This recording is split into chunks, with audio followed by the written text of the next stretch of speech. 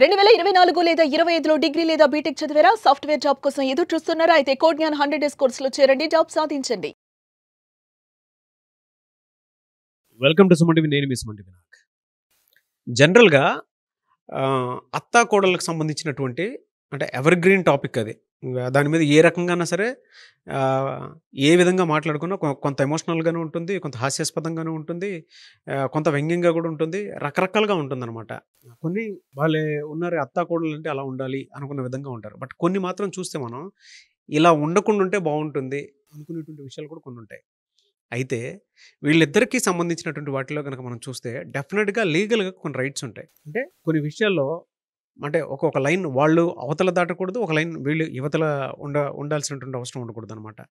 లీగల్గా అటువంటి వాటికి అసలు ఎలాంటి చట్టాలు ఉన్నాయి, ఏమవుతుంది అనేది ఈరోజు మనతో పాటు హైకోర్టు అడ్వకేట్ అలాగే రవీంద్రనాథ్ గారు ఉన్నారు. అది వారి మాటలోనే తెలుసుకుందాం. హలో రవీంద్రనాథ్ గారు. హాయ్ నాగరాజ్ గారు. అత్త కోడలపై ఎలాంటి సందర్భంలో కేసు పెట్టే అవకాశం ఉంటుందంటారు? అసలు కేసు పెట్టొచ్చు అంటారు, అది కూడా అంటే అత్తగారు తన కోడలపై ఏ ఏ సందర్భాల్లో కేసు పెట్టవచ్చు, ఇది కదండి మనం Yes. అనుకున్న ప్రశ్న.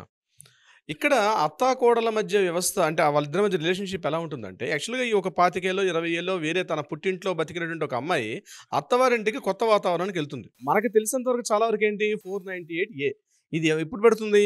ఒక వివాహం చేసినటువంటి ఒక అమ్మాయి తన అత్తగారి మీద కానీ, ఆడపడుచు మీద కానీ, భర్త మీద కానీ, భర్త తరపు ఇతరత్ర బంధువులు కానీ, ఇంకా భర్త తరపు పనిచేసేటువంటి తన ఆఫీస్లో ఉండే స్టాఫ్ దగ్గర కారు డ్రైవర్ మీద కూడా పెట్టే అవకాశం ఉంది. 498A కేసు సంబంధించి మనం చాలా చూసాం. ఎంత దారుణం కూడా ఇప్పుడు మీకు చెప్పా. హస్బెండ్ పనిచేసేటువంటి కారు డ్రైవర్ మీద కూడా పెడతారు.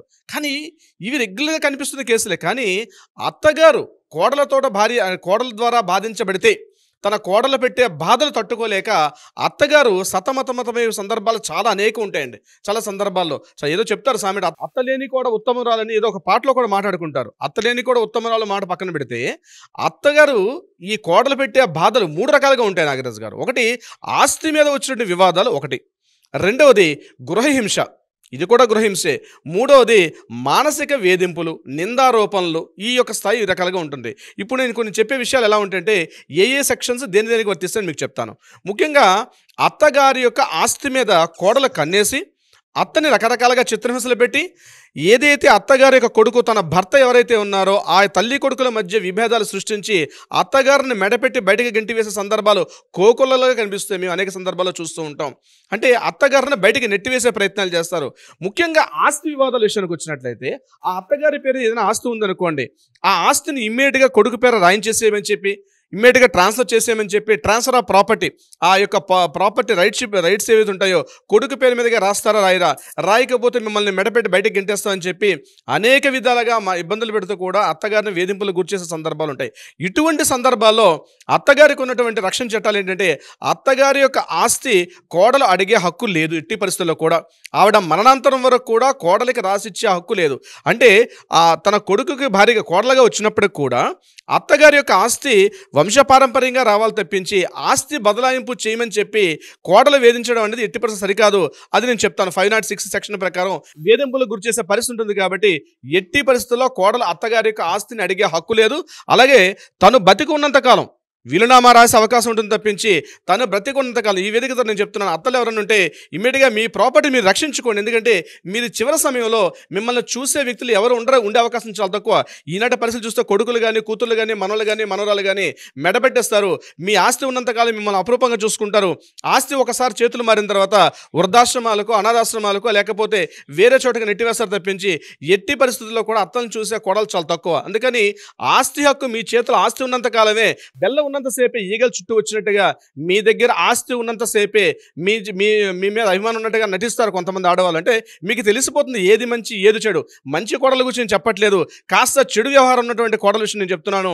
మీ దగ్గర ఆస్తిని గుప్పెట్లో పెట్టుకోండి. మీరు ఎట్టి పరిస్థితుల్లో మీ యొక్క ప్రాపర్టీ కొడుకు పేర కానీ, కూతురు పేర కానీ, అదేవిధంగా కోడల పేరు మీద కానీ, మనవలు మనవరాల ప్రేమ ఉంటే వాళ్ళకి ఏదో ఒక తృణమో పనో ధనం ఇవ్వండి. ఏదో పండగకో పబ్బానికో లేకపోతే పుట్టినరోజుకి ఇవ్వండి తప్పించి మీ ఆస్తి మీరు చిట్ట చివరకు పత్రం మీ చేతిలో పెట్టుకోండి, అవసరమైతే వీలునామా రూపం మాత్రమే తప్పించి ఇతరత్ర ఏ మార్గాల ద్వారా మీరు బతికున్నప్పుడు మాత్రం ప్రాపర్టీ ఓనర్స్ మాత్రం ఎట్టి పరిస్థితుల్లో మీరు రాయించకండి. అది నెంబర్ 1 గుర్తుపెట్టుకోండి. నేను ఇంకో పాయింట్ కూడా చెప్తాను ఈ వీడియో చివరిలో, అది కూడా గుర్తుపెట్టుకోండి. నెంబర్ 2 ఇంకోటి ఏమొస్తుందంటే మానసిక వేధింపులు, అంటే గృహహింస అని ఒకటి ఉంటుంది. అంటే చాలా మందికి తెలియదు ఏంటంటే DVS act, domestic violence act ఏదైతే 2005 ప్రకారం చెప్పామో అది చాలా వరకు కోడలు వాడుతుంటారు, అత్తగారి మీద అదేవిధంగా అత్తతర బంధువుల మీద వాడతారు. కానీ గృహహింస అన్నది కేవలం కోడలకు సంబంధించింది కాదు. ఎవరు దానికి క్వాలిఫికేషన్ ఒక మహిళ అయితే చాలు. మహిళ అంటే ముఖ్యంగా అత్తవారి విషయంలో మాట్లాడుకుంటే తన కోడలు పెట్టే వేధింపులు తట్టుకోలేక అత్తగారు కూడా గృహహింస DVS యాక్ట్ ఫైల్ చేసుకునే అవకాశం ఉంటుంది. అత్తగారు కూడా పెట్టుకోవడానికి అవకాశం ఉంటుంది. అవునండి. అంటే మానసికంగా వేధింపుకు గురి చేస్తే, మానసికంగా కోడలు వేధింపులకు గురి చేస్తే బాడీ లాంగ్వేజ్ పరంగా కానీ, లేదంటే బాడీ షేమింగ్ పరంగా కానీ, లేదంటే అబ్యూస్ చేయటం వల్ల కానీ మానసికంగా, అవునండి, అంటే అత్త గురించి బ్యాడ్గా ప్రాపగండా చేసిన దానికి సంబంధించినటువంటి ప్రూఫ్స్ ఉంటే సరిపోతుంది, అంతేనా? కొడుకు ఉన్నప్పుడు అలా నటిస్తారు, కొడుకు లేనప్పుడు రకంగా నటిస్తారు ఈ కోడళ్ళు. ఎక్కువగా ఈ కోడళ్ళు ఏం చేస్తారంటే ఈ భర్త అంటే అత్తగారి యొక్క కొడుకు ఉన్నంతసేపు రకంగా నటిస్తారు. ఆ కొడుకు కాస్త ఆఫీస్కి వెళ్ళిపోయాడు అనుకోండి, తన భర్త ఆఫీస్కి వెళ్ళిన తర్వాత ఇక అత్తగారిగా చుక్కలు చూపిస్తారు, కోడలు మామూలుగా ఉండరు. అంటే రకరకాల వేధింపులు, తిండి పెట్టరు, అక్కడెందుకు కూర్చున్నావు, ఇక్కడెందుకు కూర్చున్నావు, డైనింగ్ టేబుల్ ఎందుకు కూర్చున్నావు, బయట ఎందుకు కూర్చున్నావు, బయటికి వెళ్ళి కూర్చో, ఎవరు వస్తున్నారా, ఎవరు పోతున్నారా, ఎవరితో మాట్లాడి నీకు ఈవిడే అత్త మొత్తం ఆ ఇంటి పెత్తన మొత్తం కూడా ఒక గుత్తాధిపత్యాన్ని తీసుకుని ఆ ఇంటిని తన చెప్పు చేతిలో పెట్టుకొని అత్తవారిని బయట మెడపెట్టి గెంటేసే చాలామంది కోడలు ఉన్నటువంటి సందర్భాల్లో, ఈ కోడల వల్ల బాధింపులు గురవుతున్న సందర్భాల్లో ప్రతి అత్త కూడా మీకంటూ ఒక చట్టం ఉంది. ఆ చట్టమే DVS యాక్ట్ 2005 2005 గృహహింస డొమెస్టిక్ వైలెన్స్ యాక్ట్ ప్రకారం మీ కోడల ద్వారా మీరు కానీ ఇబ్బందులు గురవుతున్న సందర్భంలో ఇమ్మీడియట్గా తక్షణమే మీరు ఆ యాక్ట్కి అనుగుణంగా మీ దగ్గర ఉన్నటువంటి ఎవిడెన్స్ సేకరించి ఇమీడియట్గా కానీ మీరు కోర్టుకు కానీ లేకపోతే ఒక అడ్వకేట్ కానీ అప్రోచ్ అయితే తప్పనిసరిగా మీకు సరైన విధంగా కోడలను శిక్షిస్తారు. అంతేవిధంగా మీకు కావాల్సిన పరిష్కారం కూడా చూపించే ప్రయత్నం చేస్తారు. ఇదొకటి గృహహింస వల్ల. మానసిక వేధింపులైన, శారీరక వేధింపులైన, ఇతరత్ర నిందారోపణలు, ఇక ఒక మనిషిగా కూడా చూడకుండా ఒక పురుగులా చూస్తారు చాలామంది కోడళ్ళు. ఆమెకి అసలు బట్టలు పెట్టరు, మంచి బట్టలు వేసుకుంటే చూడలేరు, తిడతారు, చెప్పుకోలేక లోపల కుమిలిపోయిన అత్తగారులు చాలామంది ఉన్నారు. మా దగ్గరకు వచ్చే క్లయింట్స్ని మేము చూస్తుంటాం, చాలా రకాలుగా సతమతం అయిపోతూ ఉంటారు. చాలా సందర్భాల్లో సరైనటువంటి బట్టలు ఉండి, ఇల్లు మాత్రం ఒక 4 కోట్ల రూపాయలు ఇల్లు ఉంటుంది, కోడలు మాత్రం ఆభరణాలు వేసుకొని హ్యాపీగా తిరుగుతుంటారు. ఇంట్లో అత్తగారు మాత్రం చూస్తే ఇంట్లో పని మనిషిగా మనం ఇచ్చే విలువ కూడా ఇవ్వకుండా చాలా ఇబ్బంది పెడతారు. అటువంటి పరిస్థితులు మనకు కనిపిస్తుంటాయి కోడలు పెట్టే అరలు. ఎమోషనల్ గా అనిపిస్తుంది సార్ అసలు మీరు మాట్లాడుతుంటే. చాలా మంది కింద కామెంట్ బాక్స్ లో కూడా పోస్ట్ చేసేస్తూ ఉంటారు, అంటే మా కోసం మీరు మాట్లాడారన్నంత ఇదిగా ఉంది. సో ఆ రకంగా ఆరళ్ళు పెట్టే కోడలు చాలా మంది ఉంటారు. వీళ్ళందరూ కూడా ఒక రక్షణ చట్టం ఏంటంటే డొమెస్టిక్ వైలెన్స్ యాక్ట్ అనే చట్టం ఉంటుంది. మీ దగ్గర రుజువులు తీసుకొని ఆ యొక్క ఎవిడెన్స్ అన్ని తీసుకొని ఎవిడెన్స్ ఎలా గ్యాదర్ చేయాలి సార్? ఎటువంటి వాటికి ఎవిడెన్స్ గ్యాదర్ చేయడం ఏంటంటే, ఎప్పుడైతే ఆవిడ రకంగా పెడుతుందో మీ దగ్గర ఒక మొబైల్ ఉంటుంది, ఆ మొబైల్ కాస్త రికార్డ్ చేసే అవకాశం పెట్టుకోండి. మీ మొబైల్ ద్వారా మాత్రమే రికార్డింగ్ చేయండి. థర్డ్ పార్టీ మొబైల్ అనేది మనకి 66B ప్రకారం వ్యాలిడ్ కాదు కాబట్టి మీరు వాడుతున్న మొబైల్ ద్వారా కాస్త మొబైల్ పెట్టండి. ఆవిడ మిమ్మల్ని తిడుతుంటే ఆ తిట్లన్నీ కూడా రికార్డ్ అవుతుంటే అవి తీసుకుని దగ్గర ఒక అడ్వకేట్ని మీరు సంప్రదించగలిగితే అతను ఇమీడియట్గా దాన్ని యాక్షన్ తీసుకునే అవకాశం ఉంటుంది. ఇక చిత్రహింసలు కొట్టి అంటే ఫిజికల్ హ్యాండ్లింగ్ చేస్తున్నారు అనుకోండి, అది తీవ్రమైన నేరంగా పరిగణిస్తారు. అది కూడా ఇంకా ఇది కాకుండా కాస్త పేరు ప్రఖ్యాతుల కాలనీలో ఊర్లోనే కాస్త పేరుందనుకోండి, ఈ పేరుని డిఫేమ్ చేసే వాళ్ళు ఉంటారు. అటువంటి సందర్భాల్లో డిఫమేషన్ యాక్ట్ వేసుకునే అవకాశం ఉంటుంది. సెక్షన్ 499 500 ప్రకారం డిఫమేషన్ సూట్ వేసుకునే అవకాశం కూడా ఉంటుంది. అంటే మెడపెట్టి బయటకు కంటేసారని కాదు. అటువంటి సందర్భాల్లో మీకు సీనియర్ సిటిజన్ యాక్ట్ 2007 మీకు రక్షణ చట్టంగా ఉండే అవకాశం ఉంటుంది. అంటే ఒక వృద్ధ తల్లిదండ్రులు, అక్కడ ముఖ్యంగా అత్తగారి విషయం కావచ్చు లేకపోతే మామగారి విషయం కావచ్చు, ఒకవేళ ఇద్దరు మామగారు ఉండాల్సిన అవసరం లేదు, ఒకవేళ అత్తగారు ఉన్నారు ఇంట్లో, మీరు సీనియర్ సిటిజన్ అయ్యి ఉండి మిమ్మల్ని మెడపెట్టి గంటేసి వృద్ధాశ్రమాల్లో మీరు వెళ్ళిపోండి, మీ ఇక్కడ ఇంట్లో ఉండాల్సిన అవసరం లేదని కానీ మిమ్మల్ని ఇబ్బంది పెడుతుంటే మీరు ఇమీడియట్గా దగ్గరలో ఒక ఆర్డీఓ గారిని సంప్రదించి ఈ రకంగా నా పరిస్థితి అని చెప్పి ఒక రిటర్న్ కంప్లైంట్ ఇవ్వగలిగితే వాళ్ళకు కూడా నోటీస్ ఇష్యూ చేసి మీ యొక్క పరిష్కారం, అంటే మీకు ఏ సమస్య ఉందో ఆ సమస్యని పరిష్కారం అయ్యే దిశగా కూడా ముందు ఒక కౌన్సిలింగ్ చేసే ప్రయత్నం చేస్తారు. కౌన్సిలింగ్ కూడా లొంగకపోతే చట్ట ప్రకారంగా చర్యలు తీసుకునే అవకాశం కూడా ఉంటుంది. చిత్రహింసల విషయానికి వచ్చినట్లయితే చిన్న విషయాలు ఉంటాయండి. ఇంట్లో బెడ్రూమ్లో, మాస్టర్ బెడ్రూమ్లో వీళ్ళు పడుకున్న మంచం మీద ఆ యొక్క అత్తగారు కూర్చుంటే ఒప్పుకోరు. వీళ్ళు వాడుతున్నటువంటి వాష్రూమ్స్ వాడడానికి కూడా వాళ్ళు ఒప్పుకోరు. వీళ్ళు నడుస్తుంటే వాళ్ళు ఎదురుగుండా నడిస్తే కూడా ఒప్పుకోరు. అంటే ఇంత తీవ్రంగా ఉంటాయి యొక్క వేధింపులు నేను చూసినట్లయితే. ఇది కాకుండా కాస్త మంచి చీర కట్టుకుని వెళ్తే కూడా ఇష్టపడరు.